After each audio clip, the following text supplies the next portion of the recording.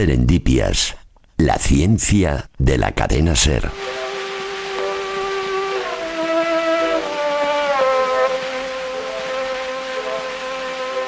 Hace unos 117 años, la primera retransmisión de radio abandonó la Tierra atravesando el negro espacio a la velocidad de la luz. Aquella señal de Reginald Fessenden está ahora a 122.986.869.265.000 kilómetros. ¿A cuántas civilizaciones habrán bañado ya las ondas de Reginald? Glory to God in the highest, and on earth peace, goodwill toward men.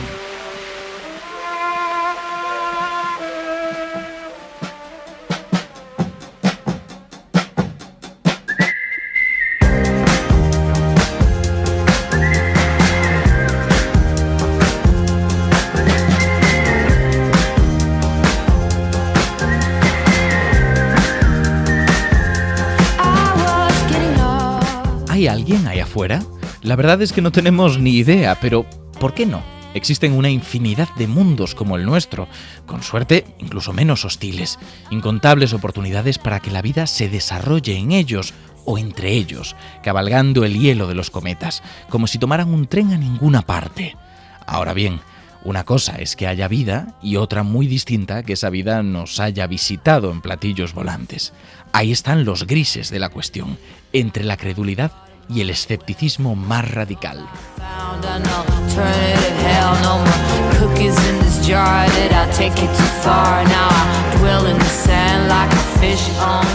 El espacio es enorme, absolutamente inabarcable. Recorrer sus distancias es toda una inversión y hasta la luz podría tardar cientos de vidas en llegar de una civilización a otra. Incluso si hay vida ahí afuera, incluso si esa vida es compleja y ha desarrollado algún tipo de inteligencia, aunque haya formado una civilización tecnológica y conozcan los secretos del viaje interestelar, a pesar de todo eso, tendrían que encontrar una aguja en un pajar y después llegar hasta ella en un periplo de proporciones jamás vistas, porque tal vez no estemos solos, pero sí muy lejos.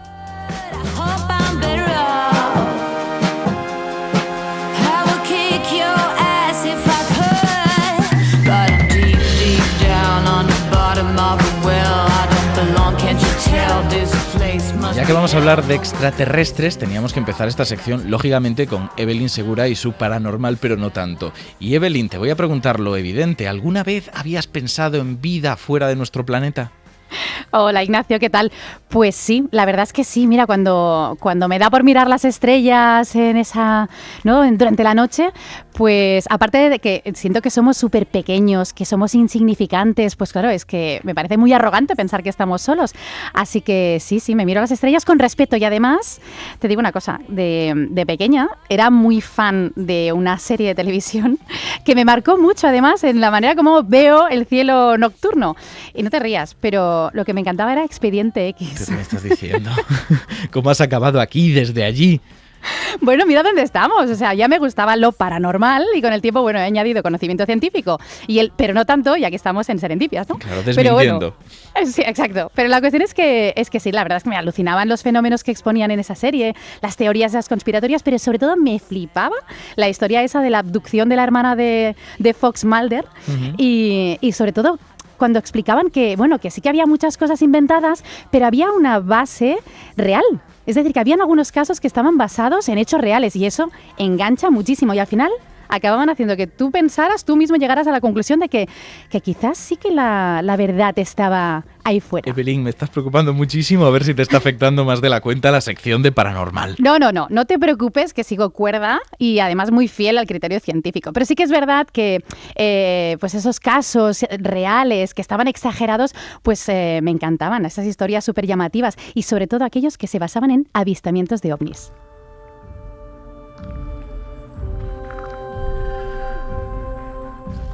No todos los misterios nacen de incunables cubiertos de polvo. Algunos no se esconden en bajorrelieves ahogados por la arena ni en leyendas tan antiguas como nuestra civilización. Algunos son modernos, y en 1947 Kenneth Arnold plantó la semilla de la ufología. Aquel piloto americano había visto unos objetos volantes que no logró identificar, y la prensa se hizo eco de sus palabras. volaban erráticamente como un plato lanzado al agua. Y aunque nada dijo de su forma, muchos pensaron que no solo se movían como platos, sino que se parecían a ellos. Tras la atención mediática, los avistamientos empezaron a propagarse como una epidemia, de estado en estado y de país en país. El mundo había abierto los ojos a los platillos volantes.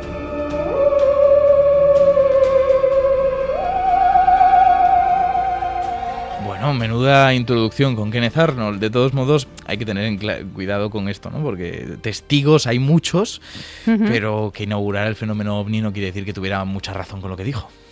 No, de hecho, bueno, primero que ya lo de ovnis se nos ha quedado un poco antiguado porque ahora se les llama FANIs, es decir, fenómenos aéreos no identificados, porque así parece ser que lo engloba un poquito más a todo eso que se observa y no se puede explicar. Pero sí que es cierto que la declaración de Kenneth Arnold pues tenía algunas incoherencias, ¿no? Los cálculos pues se sabe que no estaban demasiado bien, que no era el único que estaba sobrevolando la zona esa, y en cambio sí que fue el único que vio esos objetos extraños, que la descripción estaba mal. Vaya, y la cosa no está ahí, sino que la noticia se escampó como la pólvora por todo el mundo y el mundo le creyó. Claro, pero ¿qué es lo que vio entonces? Porque le creyeron porque algo habría visto. Sí, mira, hay bastantes teorías. En primer lugar, se creyó que era como un prototipo de avión, pero luego se vio que no, que las pruebas de ese avión no estaban hechas por la zona. También se pensaba que eran reflejos solares, meteoritos, incluso una bandada de aves, es decir, que se decía que eran pues como una bandada de pelícanos, concretamente, que volaban por allí y que él, pues bueno, lo confundió. Pero no eran ovnis ni era nada de todo eso. Y el problema es que ya la gente lo creía y había que desmentirlo, que menudo trabajo nos toca a los divulgadores, ¿no? Bueno, un trabajazo. Y además, espérate, porque esos platillos volantes, esas naves espaciales, se supone que están tripuladas por alguien o por algo, ¿no? Por extraterrestres. Por extraterrestres. Oye, Ignacio, ¿tú cómo te los imaginas a esos extraterrestres? Yo la verdad es que apoyo todas las ideas fantasiosas, porque estoy aburrido de ver seres humanos con cuernecitos y con antenas.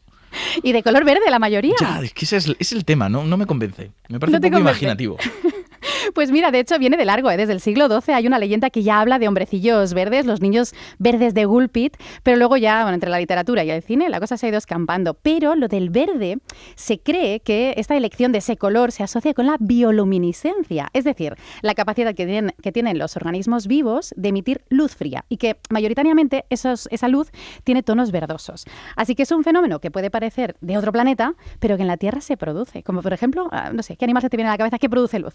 Las luciérnagas, por ejemplo, Bien. ¿no? Perfecto, brillan con luz propia estos animales, ¿no? A través de una reacción química, pero no son las únicas, son quizá las más conocidas, pero tenemos hongos, por ejemplo, que emiten luz. La noctiluca, que es un plancton que emite bioluminiscencia, esos colores azules en las playas de algunos lugares del mundo. De hecho, estuve hace unos días buceando por la noche y fue increíble el momento en el que apareció el plancton, porque movías la mano y salían chispitas. Era precioso. Ahora mismo me estás dando muchísima envidia, muchísima. Bueno, pero no te preocupes, hay que trabajar, así que se quite la envidia y síguenos contando cosas de alienígenas. Oye, pues estuviste con noctiluca, pero los tiburones también brillan, o sea, no te creas. Y bajo la luz ultravioleta no solamente brillan un gin tonic, sino que también brillan los escorpiones y los ornitorrincos. ¿Los ornitorrincos brillan?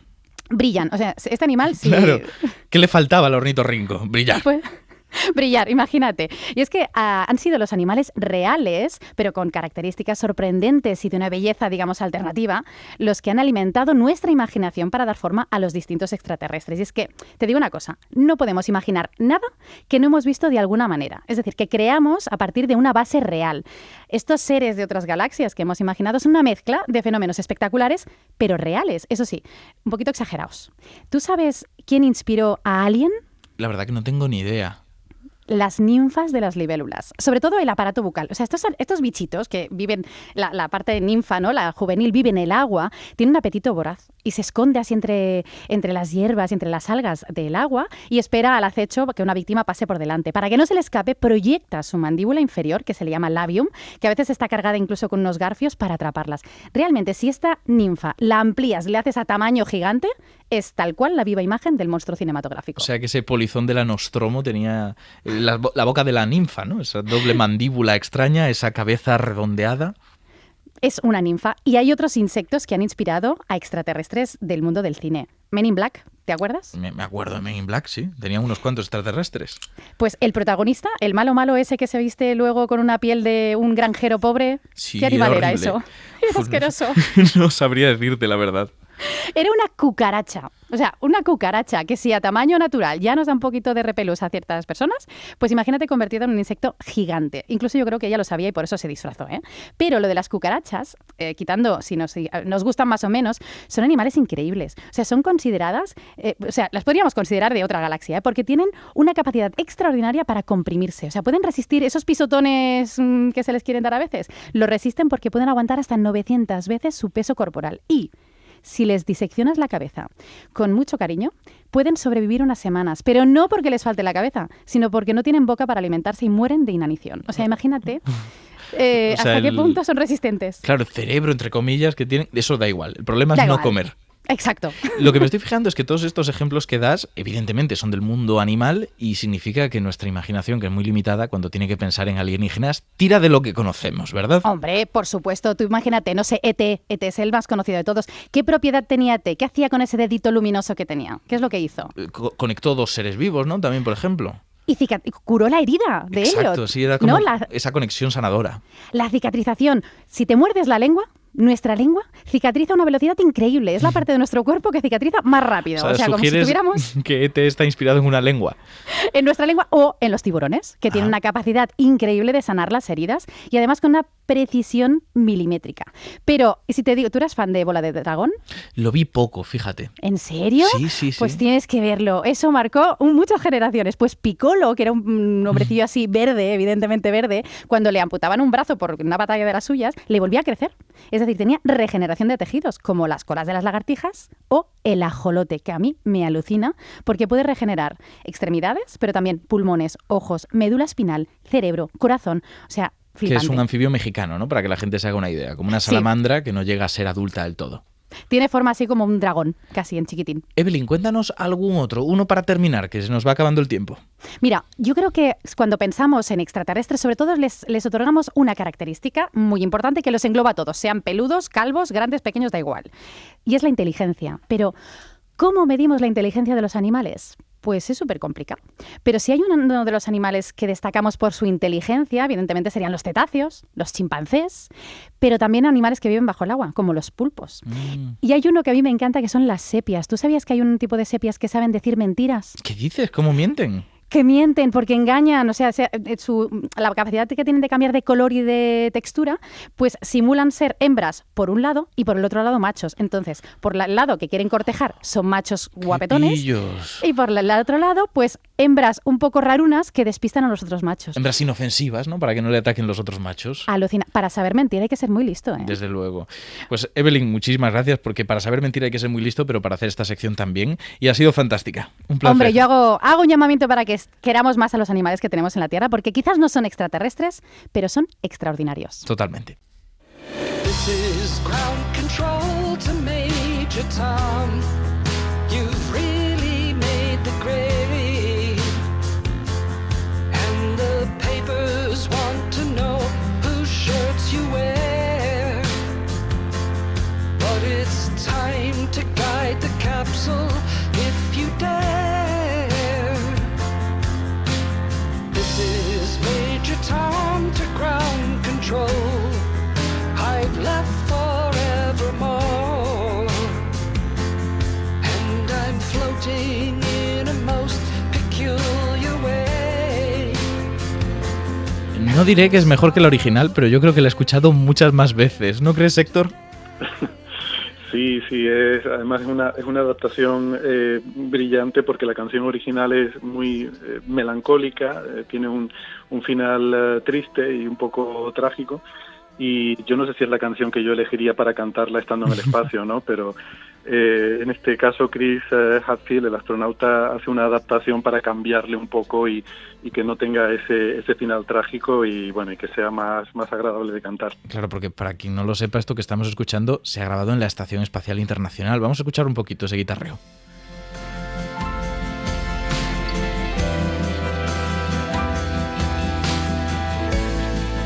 Y la otra aclaración que teníamos que hacer es quién es esa voz que nos ha respondido y nos ha ilustrado sobre lo que estábamos escuchando, porque hablamos con Héctor Socas. Héctor Socas es doctor en astrofísica, investiga en el Instituto de Astrofísica de Canarias y aparte es director del Museo de Ciencia y el Cosmos de Tenerife, porque tiene mucho tiempo y decide dedicarlo a todo lo que tenga que ver con ciencia, ya sea divulgar o ya sea investigar. Héctor, muchísimas gracias por estar con nosotros.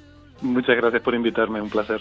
Vamos a hablar de una cosa que a mucha gente chocará. Ya saben que el programa de hoy va sobre vida extraterrestre, pero no vamos a hablar de hombrecillos verdes. Eso lo hemos dejado totalmente claro.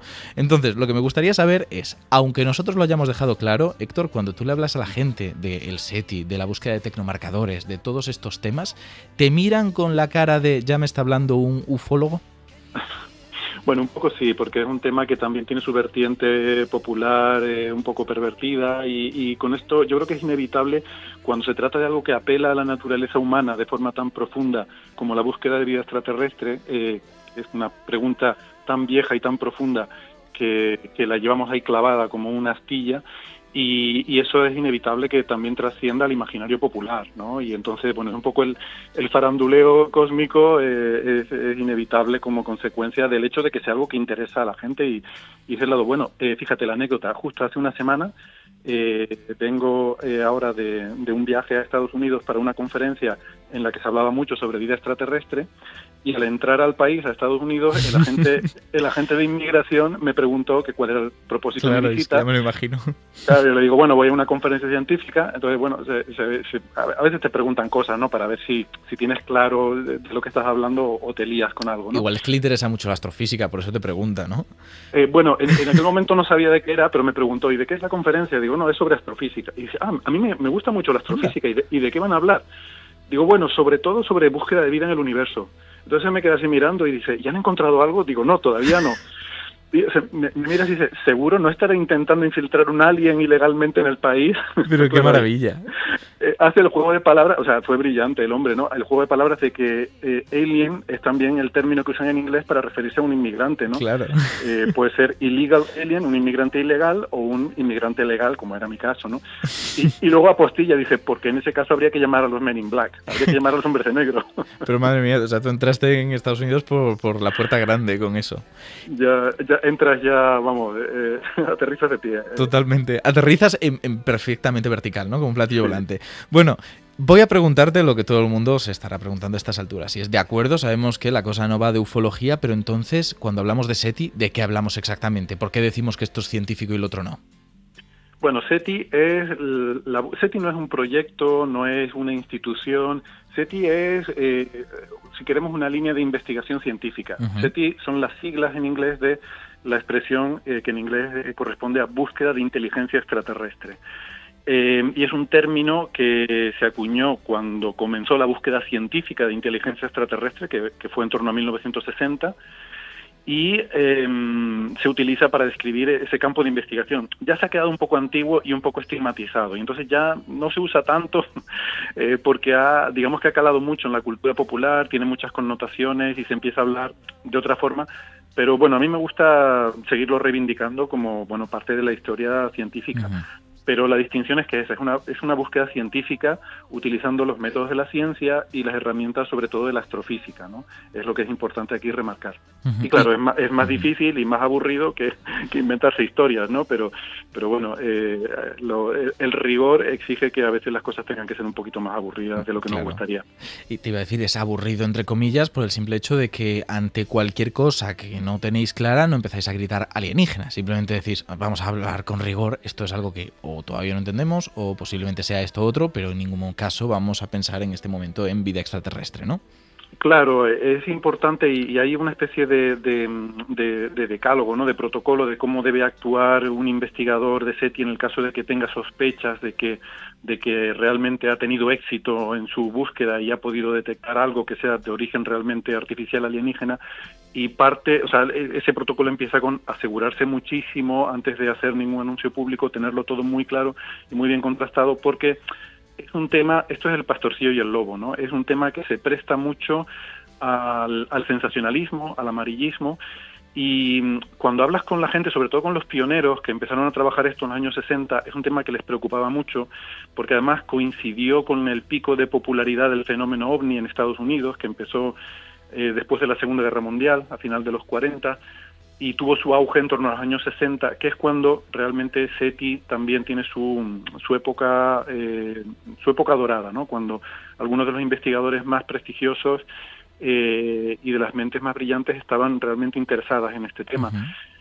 Y les preocupaba mucho la confusión que pudiera generar y sobre todo el efecto perjudicial que pudieran dar lugar las falsas alarmas. Y de hecho yo creo que efectivamente toda la superstición y lo paranormal que empezó a envolver el tema de los extraterrestres, creo que perjudicó mucho reputacionalmente al campo, y eso junto con la falta de resultados hizo que acabara habiendo una especie de decepción y de declive en el interés por este tema. Esto me lleva a otra pregunta, porque me hablas de esta perspectiva histórica de todo lo que se ha hecho bajo el nombre SETI, y quiero preguntarte si consideras que siempre se ha tenido, ¿cómo decir?, la misma dirección, las mismas intenciones en estos proyectos, porque cuando echamos la vista atrás y vemos intentos de contactar de los años 70, 80, me transmite que esas señales que mandábamos al espacio como botellas a la mar eran casi más poéticas que intentos claros de contactar con algo, más como intentar que la especie humana estuviera bajo una misma bandera. Sí, esto es así. Y yo creo que los intentos que se han hecho de enviar algún tipo de señal siempre han sido más una celebración de la humanidad o algo con una intención, como dices tú, más poética, y que tiene que ver con SETI es de las pocas, desde luego en ciencia, es de las pocas cosas que te pone a la humanidad frente al espejo. O sea, uno realmente solo se mira al espejo y se adecenta y se cuida cuando vas a interactuar con otras personas. Como vimos en la pandemia, por ejemplo, cuando uno va a estar encerrado en su casa, si uno no se autodisciplina, no se impone una cierta disciplina de higiene y de cuidado, pues es posible que dejes de vestirte, de afeitarte, de cortarte el pelo, llega un momento pues de cepillarte los dientes, entras en una especie de descuido personal, ¿no? Y yo creo que la humanidad está un poco en esa fase de descuido personal porque vivimos en un aislamiento como humanidad y no nos miramos a nosotros mismos como humanidad. Sin embargo, SETI sí que nos pone frente al espejo, ¿no? Y nos dice, ¿cómo quieres ser visto? Claro.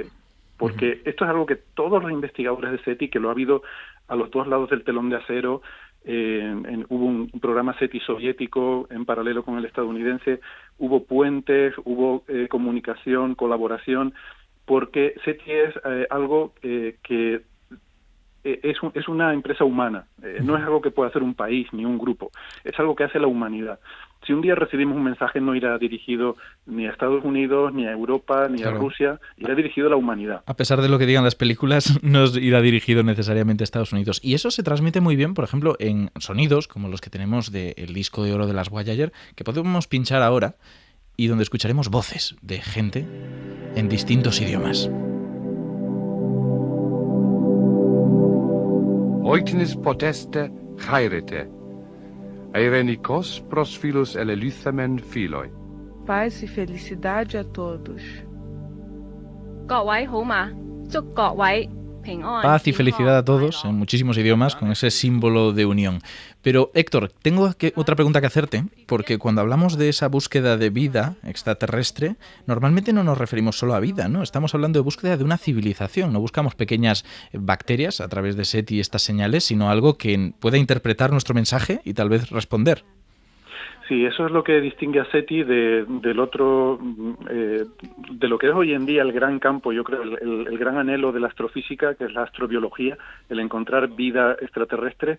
Eso ahora mismo es un campo que está en pleno auge y en una efervescencia total, pero es la búsqueda de vida, y asumimos que esa búsqueda de vida resultará, con suerte, pues tendremos éxito y lo veremos a lo largo de nuestra vida quizás, como digo, si hay suerte, pero hay una cierta gestión de las expectativas en el sentido de que probablemente estaremos hablando de descubrir que en un exoplaneta a, no sé, decenas de años luz, hemos encontrado evidencia en la atmósfera de algún biomarcador, Claro.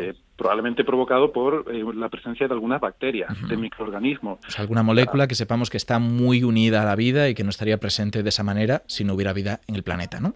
Exacto, y viendo la historia de la vida en la Tierra, que tú además, Ignacio, conoces muy bien, seguramente si yo te digo que te imagines un instante al azar de la vida en este planeta y que cojas un biomarcador de la atmósfera, algo que indique que hay vida en esa atmósfera, seguramente te traerá a la mente la presencia de algún microorganismo, Sí. más que de...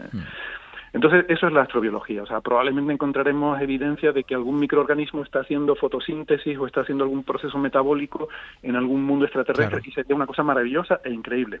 Pero eso no sería SETI. SETI sería una parte mucho más concreta, que es decir, como tú bien dices, buscar una civilización tecnológica con la que podamos idealmente establecer un contacto, o quizás, que yo creo que es por lo que a lo mejor yo personalmente tendería más, por una especie de arqueología espacial, porque no solo es difícil coincidir en el espacio, sino también en el tiempo. Entonces, el encontrar otra civilización y que justo estén vivos al mismo tiempo que nosotros, Claro. teniendo en cuenta estas escalas de tiempo de miles de millones de años de un planeta, pues a lo mejor eso es igual, pues posiblemente sea difícil, pero a lo mejor podemos encontrar restos, una especie de arqueología tecnológica que nos indique que en algún planeta hace, qué sé yo, millones de años quizás, alguien, pues por ejemplo, puso muchísimos satélites en órbita de ese planeta, y esos satélites todavía están ahí. Por ejemplo, es un tema que a mí me apasiona mucho, ¿no? Porque además incluso llamamos cementerio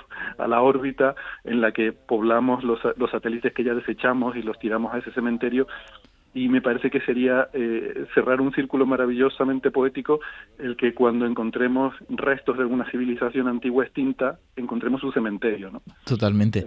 Mira, te voy a poner un ejemplo, porque esto que estás diciendo, hablando de tecnología extraterrestre, que tal vez en algún momento encontremos, que nos indique que por ahí, en algún momento, hubo una civilización, puede que a la gente le esté recordando esta noticia que en algún momento se ha hecho viral.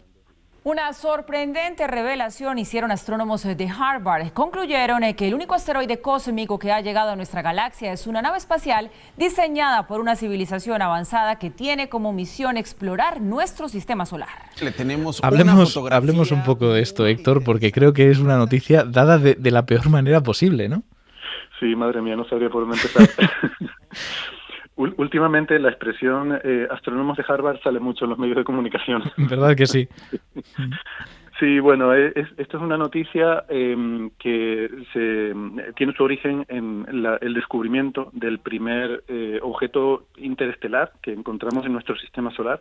Se descubrió en 2018. Es un objeto que está un poco entre un asteroide y un cometa, que lo pillamos ya además saliendo, con lo cual fue muy difícil observarlo. Salía pues a gran velocidad, más de 80 kilómetros por segundo, y lo pillamos ya más lejos de la órbita de Marte y saliendo hacia fuera del sistema solar, ¿no? Pero analizando su trayectoria pudimos certificar que ese objeto venía de fuera de nuestro sistema solar, que es normal, es lo esperable. El Sol se mueve a algo así como 30 kilómetros por segundo por la galaxia, y de vez en cuando es normal que nos tropecemos con trozos de roca, trozos de hielo que están por ahí flotando en ese espacio. Es normal, pero hasta ahora no habíamos, por lo menos, tenido evidencia de ninguno de estos objetos que hayamos dado con él. ¿Qué pasa? Que siendo el primer objeto interestelar que encontramos, es normal que tenga algunas peculiaridades, y este objeto tenía algunas peculiaridades, pero tampoco nada para volverse loco. Digamos que tenía unas características, como digo, que algunas de ellas nos dirían que es un asteroide, mientras que otras nos dirían que es como un cometa. Pero en ningún caso estamos hablando de un pedazo de acero con remaches que se ha mandado a propósito al espacio. No, no hay ninguna razón para pensar eso. Lo que pasa es que hay un astrónomo, además un astrónomo muy evidente, muy eminente, que en aquel momento era además el catedrático, el jefe de astronomía en Harvard, que pues él tiene la idea de que ese objeto realmente era, pues eso, un resto de una nave extraterrestre alienígena. ¿Por qué? Realmente no tenía ninguna base para ello, pero él lo pensaba, pues por una serie de cosas que él pensaba, que es legítimo. Yo defiendo su derecho a poder formular una hipótesis, que es cómo funciona la ciencia, decir, bueno, yo creo, por lo que sea, tengo esta sospecha, y ahora voy a recabar pruebas para intentar, o evidencia o indicios que apoyen esa hipótesis que he formulado. Pero lo que a mí me parece incorrecto en este caso es que, bueno, este hombre utilizaba además su prestigio que había ganado con muchos trabajos anteriores de gran interés. Y que no estaban relacionados. Que no están relacionados sobre otros temas, sobre agujeros negros, que era su tema de investigación principal, sobre cosmología.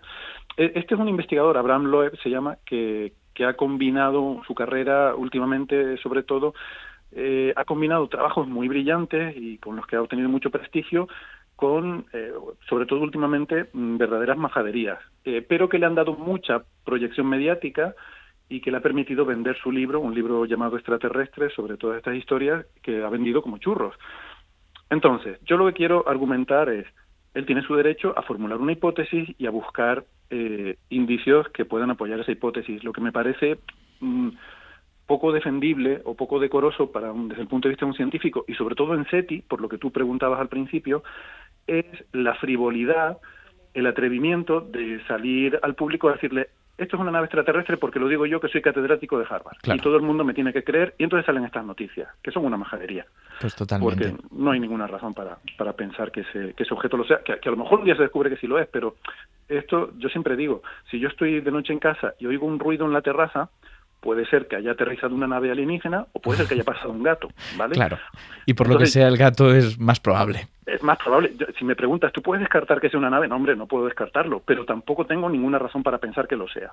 Y con este objeto, con Oumuamua, ocurre algo así. No puedo descartarte que no sea una nave extraterrestre, pero tampoco hay ninguna razón para pensarlo. O sea, seamos un poquito serios. Claro. Pues es muy buena reflexión para terminar, porque por desgracia, Héctor, se nos acaba el tiempo de la tertulia, pero muchísimas gracias por haber estado con nosotros.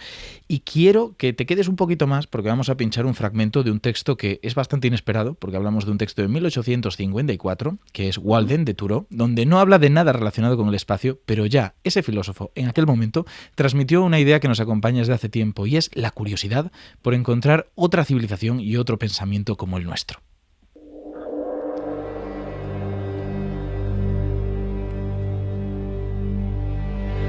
Podríamos poner a prueba nuestras vidas de 1000 maneras sencillas. Considerar, por ejemplo, que el mismo sol que madura mis judías ilumina a un tiempo un sistema de planetas como el nuestro. ¿De qué maravillosos triángulos son vértices las estrellas? ¿Qué seres más diferentes y distantes contemplan simultáneamente, desde las numerosas mansiones del universo, la misma estrella? ¿Podría ocurrirnos un milagro mayor que el de ver a través de los ojos de otro?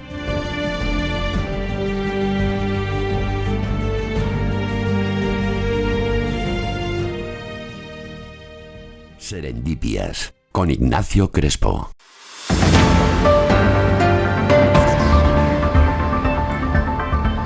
Mario, ¿qué tal? ¿Has tenido algún encuentro con alienígenas últimamente? Bueno, pero es que nosotros mismos somos alienígenas para los alienígenas. ¿Qué? Claro, o sea, todos somos el alienígena de alguien. Por favor, trae las noticias. Las noticias. Vale. Céntrate en tus noticias. Venga, de acuerdo. Otro día filosofamos. Pues traigo noticias inquietantes, Ignacio. Inquietantes y decepcionantes, porque resulta... prepárate. Resulta que los pulpos no son alienígenas. Vaya por Dios. Yo toda la vida pensándolo, y ahora nos llevamos un chasco. No, ahora en serio. Al parecer, hace unos años se hizo viral un estudio científico que sugería que los pulpos venían de otro planeta. O esa es la cantinela con la que se quedó la gente. Porque yo he estado ojeando la investigación y lo que dice realmente es que hace algo más de 500 millones de años la biodiversidad del planeta dio un salto brutal. A este fenómeno se le conoce como la explosión del Cámbrico y supuso que algunos animales, como los cefalópodos, que es la clase a la que pertenecen los pulpos, parecieran muy distintos antes y después de esta explosión de biodiversidad. Entonces, lo que propone este estudio es que unos virus llegaron poco antes de esto a nuestro planeta en un asteroide y la empezaron a liar que flipas, produciendo un montón de mutaciones y acelerando en definitiva la evolución. El caso es que el artículo no ofrece pruebas sólidas de nada de esto, por lo que no tuvo el menor interés para el resto de expertos, pero quedó vivo en el cosmos de Internet. ¿Por culpa de los periodistas un poquito? Bueno, de los internautas, diría yo, más bien. Ellos son soberanos, ¿no? Vamos a empezar ahora una pelea entre periodistas y científicos. No sé. Vamos con una noticia nueva. Venga, Vamos a ok, ser pues majos. la otra noticia es que estoy indignado. Última hora. Mario está indignado. ¿Pero por lo que he dicho o por otra cosa? No, porque verás, yo estaba pensando de qué hablar en este boletín, porque como tú sabes, siempre me tomo muy en serio esta sección, me la preparo mucho, Ignacio, y el caso es que me acordé de que hace un par de años la Agencia Espacial China dijo que había encontrado una especie de cabaña en la Luna y que se iban a acercar a ver qué era aquello. Pero como no recordaba haber visto el desenlace, me fui a buscarlo y, bueno, era una piedra. Era una piedra. Era una roca, mejor dicho, una roca, ¿no? Mandaron el vehículo lunar Yutu 2, que supongo que en inglés es Yutu-2, que es más divertido, que tardó varias semanas en llegar para que nos confirmara lo evidente, que ni cabaña ni cabaño, que era una roca y encima más pequeña de lo que esperaban. Y yo te pregunto, ahora me toca a mí, ¿por qué nos hacéis esto, Ignacio? ¿Qué ganáis dándonos esperanzas Es que- al populacho para luego arrebatarnos? Queremos que nos hagáis caso los periodistas. Y esto es una relación malentendida, que los dos queremos estar juntitos. Tóxica, dirías Sí. tú, que somos la tóxica, el No, uno para el no otro. sabemos llevarnos bien, periodistas y científicos. Esta es la excepción. Bueno, no, claro, o sea, estamos uniendo dos siendo los alienígenas, familias. puede ser. Estamos siendo los alienígenas de otros alienígenas. De otros alienígenas. Muchísimas gracias, Mario. Gracias a ti, Ignacio. Hasta la próxima.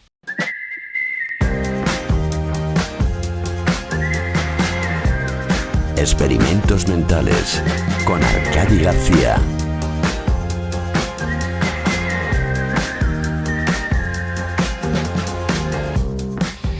Veníamos de hablar de extraterrestres y yo creo que este tema para experimentos mentales da mucho juego. ¿Qué tal, Arcadi? Hola Ignacio, ¿qué tal? ¿Cómo estamos? Muy bien. Pues yo estoy completamente en desacuerdo. Con todo, en general, por Con defecto. todo. Sí, soy... no es mi palabra favorita. El opositor por profesión. Exacto. No, pero yo sé que siempre vengo con marcianadas, con estas cosas así tan exóticas, y ya que este programa es de cosas exóticas y de marcianadas, pues yo he dicho, pues hoy vamos a hacer algo un poco más prosaico. A porque aquí disfrutar de lo estamos- banal, ¿no? Exacto, de la vida cotidiana. Porque estamos aquí hablando de encontrar vida en otros planetas, ¿no? En estrellas, en galaxias. Y aquí de lo que no se está hablando es de lo realmente difícil que es encontrar el amor. Desde luego no estábamos hablando de eso. No te puedo mentir. ¿Ves? Y yo aquí vengo a aportar. Y para aportar un poco a esta situación, antes de explicar cualquier cosa, dejadme que os ponga un poco en situación, ¿vale?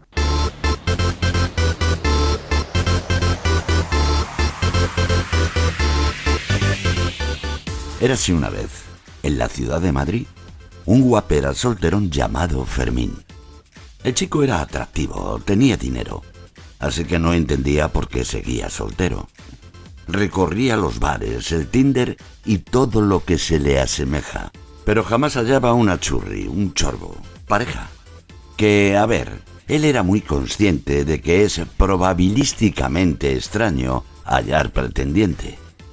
Piensa en cuántas personas viven en esta ciudad. ¿Cuántas están ya pilladas? ¿Cuántas tienen su edad? ¿A cuántas les gustan los tíos y querrían tener un crío? ¿Cuántas personas comparten sus gustos? Y crucialmente para él, ¿cuántos tienen un buen busto? Fermín sabía que eran bastantes condiciones, pero bastaba con que hubiera una persona entre millones. Esta situación es imposible de explicar. ¿No se supone que hay 1000 peces en el mar? Arcadi, no tengo ni idea de lo que nos vas a contar. Breve inciso. Yo soy valenciano, no me pongáis estos temazos porque me vengo arriba, ¿sabes? Cuéntanos. Pues a ver, yo quiero hablar de encontrar el amor porque realmente encontrar pareja es muy parecido a encontrar vida extraterrestre, ¿correcto? De la misma manera que para encontrar pareja hay que encontrar una persona que cumpla toda una retahíla de condiciones, para encontrar vida extraterrestre también hace falta que se cumplan toda una retahíla de condiciones, ¿no? Hace falta pues que haya una estrella, que esa estrella tenga planetas, que los planetas puedan albergar vida, que se desarrolle, que esa vida sea inteligente, que desarrolle tecnología. Hay muchas cosas que se tienen que dar lugar. Pero claro, ¿cómo decirlo? Digamos que esa probabilidad, vamos a decir un número, 1 entre millones, ¿no? Vale. Pero claro, ¿cuántos millones de estrellas hay solo en la Vía Láctea? ¿Cuántos millones de años han pasado desde el nacimiento de nuestra galaxia? Con toda esa cantidad de oportunidades, tiene que haber sucedido más veces esto de que se desarrolle vida inteligente. Podríamos decir que ha habido tanto tiempo y tantos planetas ahí en las estrellas de la galaxia que las posibilidades, las papeletas, son muchas, por raro que sea ganar esa lotería.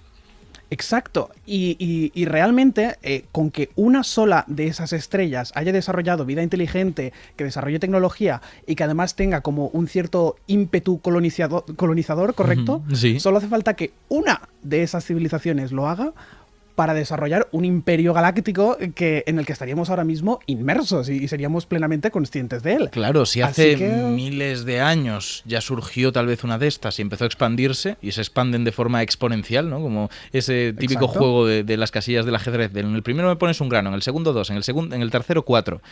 Ya tendríamos media galaxia colonizada. Exacto, toda una explosión de población. ¿Y por qué no ha pasado? ¿Por qué no hemos detectado nada tampoco? Que esta es... bueno, a ver, vamos a ser honestos. Esto no me lo he inventado yo. Esto es lo que se llama la paradoja de Fermi. El por qué no estamos en medio de un imperio galáctico. Aunque y el también por qué se llama Fermín, tu personaje, ¿no? Ahí, lo has pillado. Pero sí, y también otra pregunta es por qué no estamos detectando ni siquiera civilizaciones que no tengan afán colonizador. Pero bueno, las premisas son las mismas, ¿correcto? Es como tantas estrellas que hay, alguna tiene que haber desarrollado vida inteligente, tecnológica, etcétera, etcétera. Claro. Y claro, ¿cuál es la respuesta a esto? La respuesta a esto es que no la tenemos. Pero hay siempre muchísimas explicaciones de decir, bueno, pues igual es que las otras civilizaciones pues tampoco tienen tantas ganas de conquistar el mundo, o no desarrollan tecnología, o patatí patatá. Están de vacaciones, de bajona. Exacto, están de vacaciones, no les gusta. Yo lo entiendo, que inventen otros, ¿no? Pero claro, es lo que he dicho, basta con que una sola tenga un poquito de ese espíritu colonialista para jodernos la marrana a todos, básicamente. Claro. Así que una cosa de la que se suele hablar luego, una vez ya se agotan todas estas explicaciones, es que igual la solución a esto no es una cosa de azar o de probabilidades, sino que es algo más profundo. Y para ilustrar esto, creo que es mejor que nuevamente nos pongamos en situación de nuestro soltero Fermín.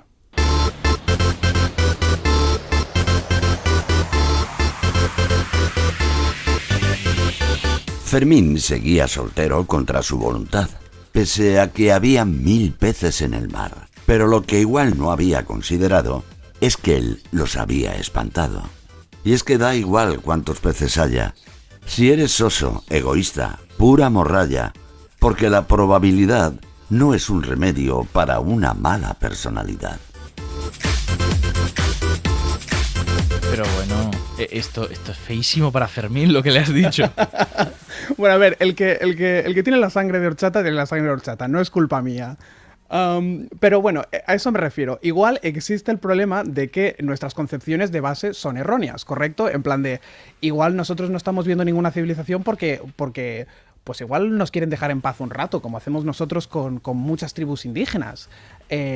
O igual, y esto es lo que se llama en círculos de vida extraterrestre, el gran filtro, es que hay una cierta etapa del desarrollo de vida inteligente tecnológica en el que muchos organismos caen y no son capaces de progresar. Nosotros hemos llegado hasta el desarrollo de tecnología, es posible que nos expandamos hacia las estrellas o igual no, y hay gente que especula que ese gran filtro sea pues que nos vaya mucho la jarana y terminemos en una aniquilación total de la especie, en una guerra nuclear o cualquier cosa. Como si estuviéramos condenados, todas las formas de vida inteligente, en algún momento autoaniquilarnos, ¿no? Exacto, un poco eso. Pero, lo dicho, como de momento somos la única muestra que tenemos de vida inteligente, tampoco es algo que podamos decir con tremenda seguridad. Claro, no podemos saberlo con... Perdón, voy a repetir. No podemos saberlo con seguridad, pero suena bastante plausible, ¿no?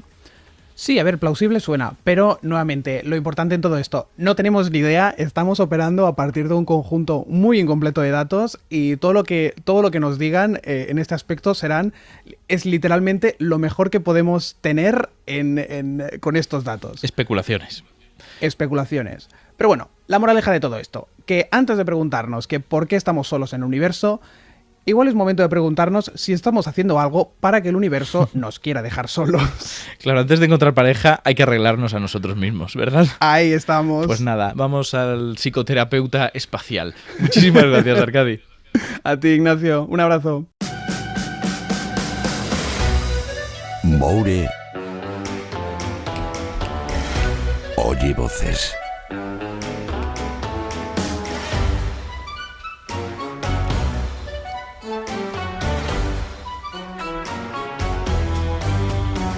No sé si lo habréis estado escuchando en casa, pero mientras sonaba la sintonía estaba aquí Moure dando chasquidos con los dedos. Que encima no sé ni hacerlos bien. No, pero estabas muy metido en ello. Te veo implicado en la sección. Estoy implicadísimo en los efectos sonoros, ya sabes, o sea, alienígenas, hay que meter un poco de sci-fi. Vale, ¿y qué has preparado de sci-fi para nosotros? ¿Qué pregunta tienes? Pues tengo un montón de preguntas de extraterrestres porque ya te puedes imaginar que es un tema que da para mucho porque deja volar la imaginación. Así que si quieres sin más dilación, vamos a por la primera pregunta, ¿no? Venga, adelante. Hola Moure, una pregunta. Si hubiese vida en otros planetas, ¿habría solo 2 sexos como aquí o podría darse la situación de que hubiesen 3, 4 o 5? Esta pregunta es buenísima. Es buenísima, está preguntándonos un poco por triejas intergalácticas, poliamor en la galaxia. Pues fíjate, porque no hace falta irse a otros planetas para encontrar esto, porque en la Tierra lo tenemos. Tenemos algunos organismos con más de 2 sexos. Por ejemplo, tenemos a las amebas sociales Dictyostelium discoideum, que tienen 3 tipos sexuales, algo que sería equivalente a los sexos que tenemos nosotros. No son sexos en sí, pero es algo muy parecido, y en vez de tener machos y hembras tienen tipo sexual 1, tipo sexual 2 y tipo sexual 3, y cada uno de los tipos sexuales solo puede reproducirse con los otros 2, no con él mismo. No nos hemos roto el nombre, ¿no? Con la cabeza con el nombre de todo esto. No, tipo sexual 1, 2. Es como mamá A, mamá B, mamá C, ¿sabes? Cuando hablamos de ameba, para que la gente se haga una idea, estamos hablando de un bichito pequeñito. Sí, son microorganismos, pero en este caso son capaces de unirse y crean como una especie de macroorganismo que se va extendiendo, crea formas extrañas, a veces crea vértices. Son unos bichos muy peculiares que darían para un programa entero, porque son algo que estudiamos muy poco en el cole, en el instituto, incluso en la carrera de biología, y que son seres interesantísimos, las amebas sociales. Me lo apunto, serendipias amebas, para otro día. Vale, te he dicho que estas amebas tienen 3 tipos sexuales, pero ojito que en los hongos existe un género que es el de Tricaptum, es que hasta los biólogos decimos mal los nombres científicos. Lógico. Tricaptum. Y en ese género de hongos hay más de 17.000 tipos sexuales. 17.000. Pero los han contado.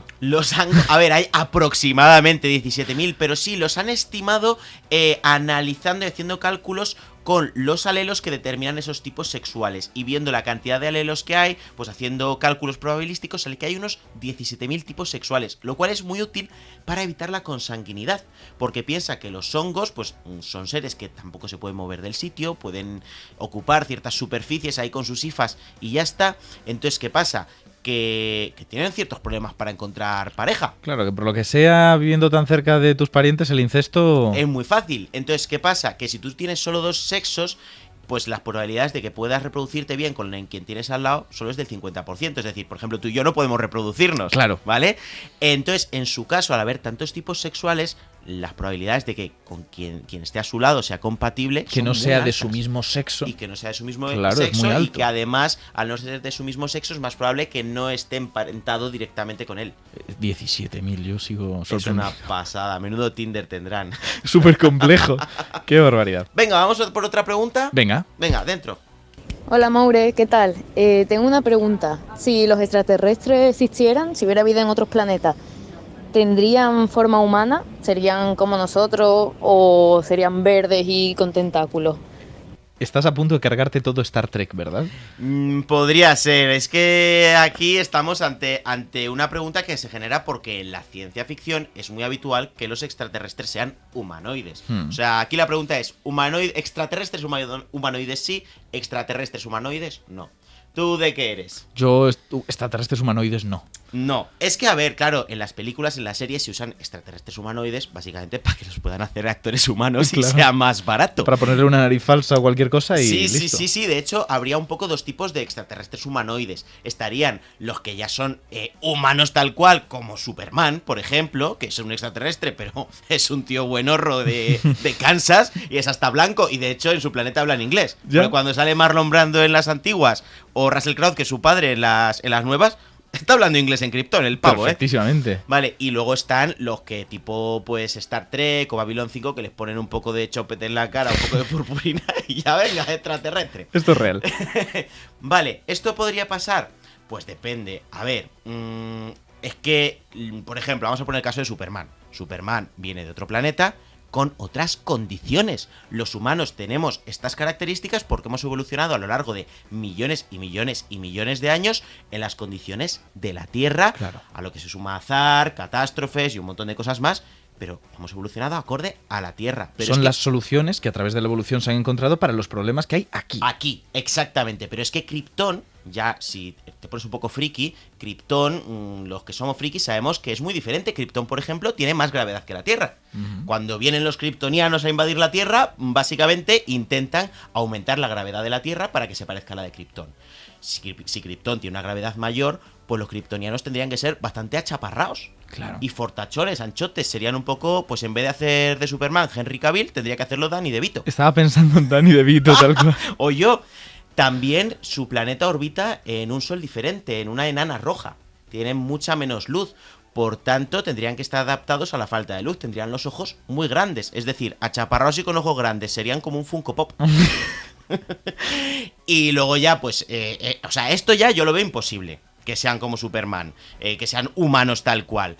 Luego, los que son un poco diferentes, así tipo Star Trek, hombre, con la de miles de millones de planetas que hay en el universo, quizá alguno de la casualidad de que se parezcan. Pero, que se parezcan en algo a nosotros o a seres que hay en la Tierra, eso sí que podría ser. Vale. Porque nosotros en la Tierra conocemos el fenómeno de la convergencia evolutiva, que es cuando dos organismos desarrollan la misma solución ante el mismo problema. Claro, porque los problemas también son parecidos al estar en el mismo planeta. Exactamente.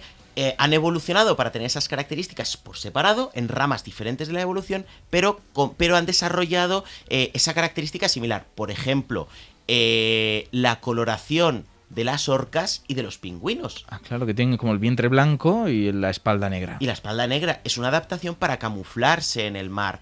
O, por ejemplo, otra convergencia evolutiva que me gusta mucho es, ¿has visto alguna vez estas mariposas nocturnas que se parecen a un colibrí? Sí, las esfinges colibrí. Las esfinge colibrí. Hay mucha gente que se piensa que son colibrí, pero no lo son mariposas. O, por ejemplo, otra que me gusta mucho es el ojo. El ojo de los mamíferos, bueno, o de todos los vertebrados, es muy similar al de los calamares.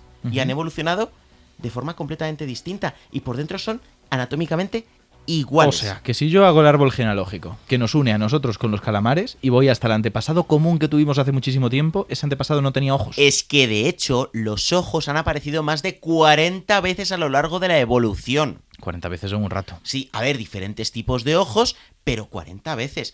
Es decir, que la convergencia evolutiva es un fenómeno que es muy habitual en la Tierra y probablemente si hubiera otros planetas similares a la Tierra, pues por convergencia evolutiva podríamos encontrar seres quizás no iguales o incluso muy parecidos a los de la Tierra, pero sí con estructuras anatómicas equivalentes y similares a las que tenemos aquí. Por ejemplo, ojos. Pues muchas gracias, Maure, por explicárnoslo y te dejo que vayas a ver Doctor Who o lo que quieras para ver alienígena. Hoy no hay recomendación. Mira, es que pensé que la recomendación, siendo de extraterrestres, podía ser hacer temas de radioaficionado, que se buscaban señales en su momento. ¿Sabes? Lo de radioaficionados era un poquito incel. Es que ¿sabes qué pasa? Yo no he hecho tema de radioaficionados jamás. ¿Tú has hecho?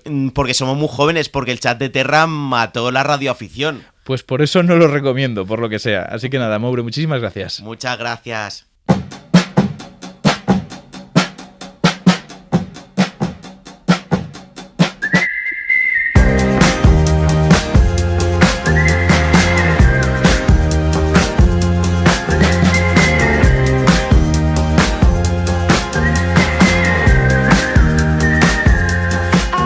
Somos tan limitados que aunque nos pusieran una forma de vida ante nuestras narices, no sabríamos reconocerla.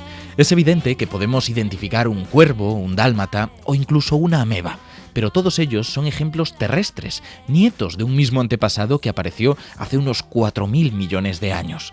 Conocemos un caso de los muchos posibles. Queremos extrapolar la variabilidad humana a partir de una pequeña y endogámica familia.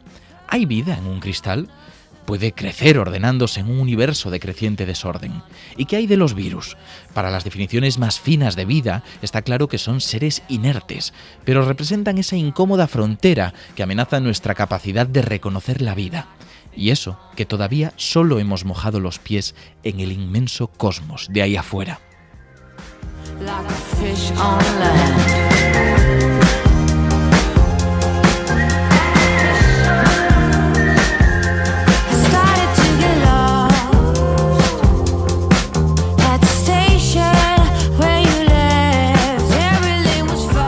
Serendipias con Ignacio Crespo.